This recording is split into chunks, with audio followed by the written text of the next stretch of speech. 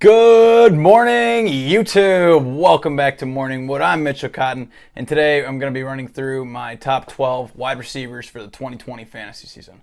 No time to waste. Let's get into it. Number one overall, shouldn't be a shock to anybody, Michael Thomas. The New Orleans Saints have slowly become a more run-oriented team, but even still, Michael Thomas led the entire league in targets last year. That's not going to change. They added Emmanuel Sanders. He's a vet. But they also lost Ted Ginn. And Emmanuel Sanders is going to serve that Ted Ginn role, where he's kind of like the deep threat down the side. He'll hit the long ball, the big hitter. But Michael Thomas is a great possession receiver, great contested catch, route runner, deep ball, everything. I mean, he'll do it all. It's not often that wide receivers who finish as the number one season do it again the next. It's just, if any of you could sit here and tell me that you think someone's going to do better than Michael Thomas, I'd love to hear the argument. That argument could be made, supposedly, or maybe, for pretty much one other guy, I think. Maybe two. And he is my number two, Davante Adams. So, Michael Thomas led the league in targets.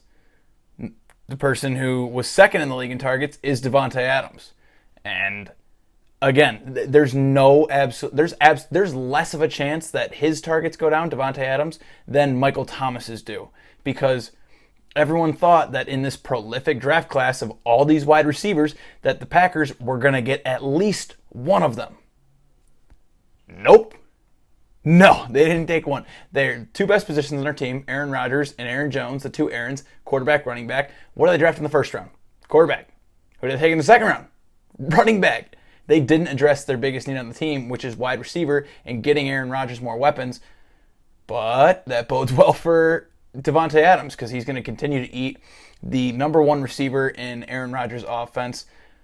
Something like 8 out of the last 9 seasons, I think I saw, average 12 touchdowns a year. And Aaron Rodgers and Davante Adams obviously have all the rapport in the world that you could have between quarterback and running back. There's no reason why that's going to decline, any reason why it would change.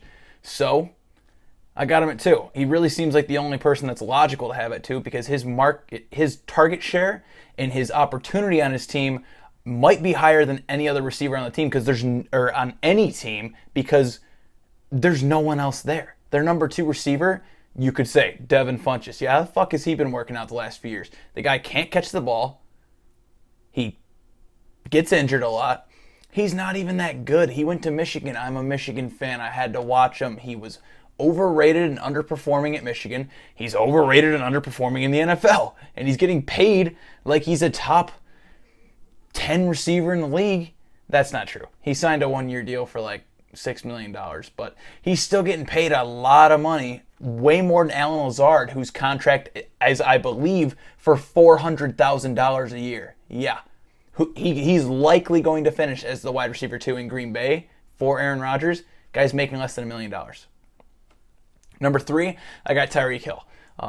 KC has the best offense in the NFL. Just because you have Patrick Mahomes. I mean, his arm is... I would jack off his arm. He has that good of an arm. It's an absolute cannon. He's accurate. He's powerful. Everything. And yeah, Tyreek Hill, some might say, is more of a big hitter guy. And you kind of have to deal with just the fluctuation in his ceiling games versus his floor games. Because his floor could be lower than guys. But we've seen over the past 2 seasons him with Mahomes, him not be relying as much on just the big play, but also being able to take the slants, take the screens, the bubble screens. And he's become just as good of a possession receiver too. His target share is fantastic. He averaged over 7 targets a game, 7.3 exactly. Now, while that's not exactly league leading, it also doesn't mean that he's not getting any targets at all and solely relying on the deep ball. The thing is that when he does have those ceiling games, it's 40-point upside. I mean, just absolutely game-breaking. But then his floor games, he's a much better and consistent version of what Will Fuller should be. Because Will Fuller I mean, he did it last year. He had the one game where he had 50-something odd points, 54 points, I think. And then he had another game that was like 20 points, and then everything else was nothing. Tyreek Hill, I feel like people worry that that might come into his game. I don't think people think it's an actual problem because we've seen Tyreek Hill perform year after year. But his ceiling is so much higher while his floor is higher than a guy like Will Fuller who's just in the fucking crawl space. 4, I got Julio Jones. There's just kind of, you know, I said in the beginning how there might be 1 or 2 receivers that I think could finish ahead of Michael Thomas. It's Davante Adams, and the other one's Julio Jones. And the reason is because we all know he's an athletic monster. The guy's huge, he's big, he's strong, can jump, he's fast, everything. But Mohamed Sanu's gone last year. This offseason, Austin Hooper's gone. Devontae Freeman is gone, who took a lot of receptions out of the backfield. There's a lot of vacant targets in Atlanta. One of the teams with the most vacant targets on the team. And the fact that they didn't go after a receiver in the draft or free agency is huge for both Julio Jones and Calvin Ridley. They're both going to absolutely eat this year because there's no other competition. It's just them. Same argument that I made for Davante Adams, where he's the guy. He doesn't have any competition like even Michael Thomas does with Emmanuel Sanders. Julio Jones, you could say he has competition with Calvin Ridley, but we've seen them both finish in the top 25 before. 4 NFL teams have 2 wide receivers finish in the top 20 each year. The Atlanta Falcons are going to be one of those teams. Mark my words. Julio Jones at 4. I got 5, Deandre Hopkins. Now, I actually, when I was making these rankings, was prior to him getting traded to Arizona. And at that point, I had him at number 2. I moved him down to 5 from 2 when he went to Arizona because he had 150 targets last year in Houston because Will Fuller was hurt, Kenny Stills is just bad, and they didn't have a tight end or a receiving running back. They had Duke Johnson, but he didn't even play much. He was 5th in targets last year. 5th. That's going to decline because he moves to an offense where there's a lot of mouths to feed. Kenyon Drake, fantastic out of the backfield. Larry Fitz, at this point in his career, he's not a big play guy. He really hasn't ever been that huge play guy, at least the big hitter, but he takes up targets and he eats those low ADOT targets, the ones that are not deep down the field, that are real short. You have Christian Kirk, who's made a step forward in his career every single year that he's been in the NFL, getting better. Then you got 2 rookies last year who kind of rode the bench, but coming into their 2nd and 3rd year, they're going to do a lot better in Andy Isabella and Keyshawn Johnson. There's just not as much target share availability for DeAndre Hopkins in Arizona as there was in Houston. So, like I said, I had him at 2, moved him down to 5 because there's just, somebody's going to eat on that offense. There's no question about it because Kyler Murray, great quarterback, and just Cliff Kingsbury's offense runs a shitload of plays. They're constantly passing the ball, and so someone's going to eat. I think it's going to be Hopkins, but it's just going to be tough with the market share going on. Davante Adams at number 2 last year, I think, had a 30% target share on his team, and DeAndre Hopkins might see like a 21-22% target share on his team. It's going to be tough for him to finish higher than 5 if he doesn't kind of break that target share ceiling, because while he does have the big play ability and the touchdown scoring ability, he is most likely going to have to get there off of that rather than just relying on those tons of targets. Number 6, I got Chris Godwin. Yes, I have Chris Godwin above Mike Evans. It's just Tom Brady. I just feel like he's always had the slot guy that he's loved. And Chris Godwin typically plays in the slot. That's where he plays best at. He's like he's today's slot. He's the athletic slot guy. Not your typical Julian Edelman or Wes Welker guys who Tom Brady had, but those were his favorite targets over in New England because they were out of the slot. They were guys who he could rely on. Chris Godwin, too, can rely on him. Chris Godwin had a catch rate of 72.3%. That's number 6 in the NFL. He's got as reliable hands as anybody in the NFL. He's a great pick, and if you have him as your wide receiver 1, count your lucky stars because he is going to snap again this year. There's no question about it. Number 7, I got Kenny Golladay. I love this Lions offense for fantasy, but being from Michigan and just knowing the Lions, it's not going to correlate to winning games. But that's also good. If they're always behind, they're going to be chasing, they're going to be throwing the ball.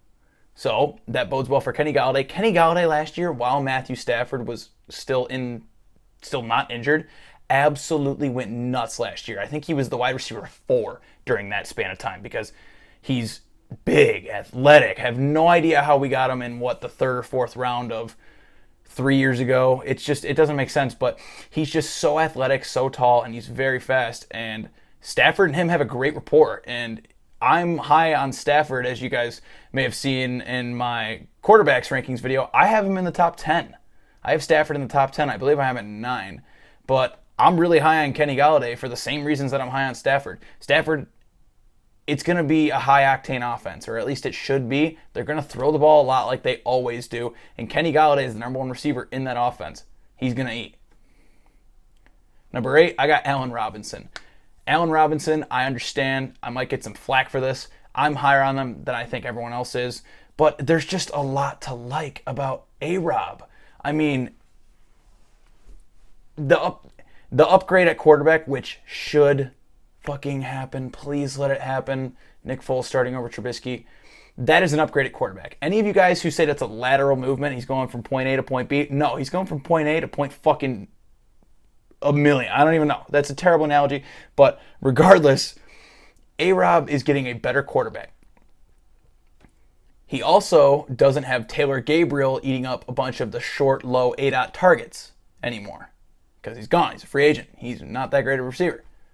It's him, it's Anthony Miller, and it's going to be between Jimmy Graham and Cole Kmet, tight ends. There's not a whole lot of people there. Yeah, Tariq Cohen can eat out of the backfield or eat up targets out of the backfield, but Tariq Cohen had 7 drops last year. That's 3rd in the NFL. He doesn't have as reliable hands as everyone thinks he does. Yeah, he's a scat back, he's short, he's small. He fits the profile of a guy who'd be a 3rd down back and you can rely to catch the ball out of the backfield, but he doesn't. He has the 3rd most drops in the league last year. It's bad. The point here being made is that A-Rob has the opportunity. We know he's ultra athletic. He's big, he's strong, he's fast. Everything you want in a typical wide receiver 1. And he gets a quarterback upgrade. I don't know why people don't think A-Rob is going to snap this year. I would be perfectly happy with him as my wide receiver 1. And you actually might be able to get him as your wide receiver 2. If that can happen, again, I don't even know. Kiss someone's ass. Do something because you're lucky as hell. He's that good. And he's going to snap this year. It's going to be his year. A-Rob, mark my words. Number 9, I got DJ Moore. DJ Moore has an upgraded quarterback. He no longer has Kyle Allen throwing him the ball anymore. Thank God. He's going to eat. It's going to be a good year for DJ Moore. He was a first-round pick, 3 seasons ago? Because he was the most talented wide receiver in the draft. We've started to see him kind of come into that form, especially last year, because I think he finished as a top 12 wide receiver. I think he finished as a wide receiver 1, or if not, he was just outside, maybe like 14. But DJ Moore has been getting better every single year. Now he finally has a competent and good quarterback. Because, yeah, he had Cam Newton, but at that point, his shoulder's been shot so far because he's just been injured. Now he gets a good, competent quarterback. They have Curtis Samuel, and they picked up Robbie Anderson in free agency. But I don't think Robbie Anderson's going to pose much of a threat to his target share because Robbie Anderson has always been the big hitter down the sideline, 60, 70-yard big play guy, similar to Will Fuller almost. He's not a guy who generally commands 7, 8, 9 targets a game. And Curtis Samuel is the same thing. I mean, he's so athletic. He's freaky athletic. And he doesn't get a lot of targets a game. DJ Moore is kind of the perfect combination of the target share guy, the possession receiver, the deep ball receiver, contested catch guy. I love DJ Moore this year. If you can get him as your wide receiver 1, don't complain. He's going to do good. Number 10, now I got the other Buccaneer, Mike Evans. This offense is going to be so good this year. The fact that one team has 2 wide receivers inside the top 10 is wild. It's absolutely nuts. And it's just a testament to go to that Tom Brady, we haven't really seen him with weapons much in his career, but when we have seen him with weapons, a la Randy Moss, went absolutely nuts in New England, a la Rob Gronkowski, the number 1 tight end for however long, 6 years or something like that.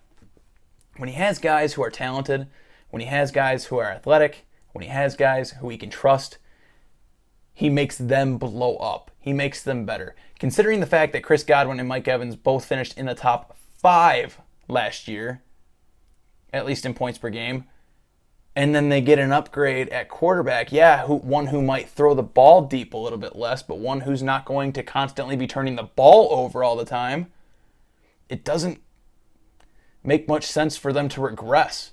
I just have Mike Evans this low, not be through any fault of his own, but just because I think other receivers are going to do so well this year. I'm just higher on them. It's not that I'm low on Mike Evans. It's just that I'm higher on them, 11, though, I got Amari Cooper.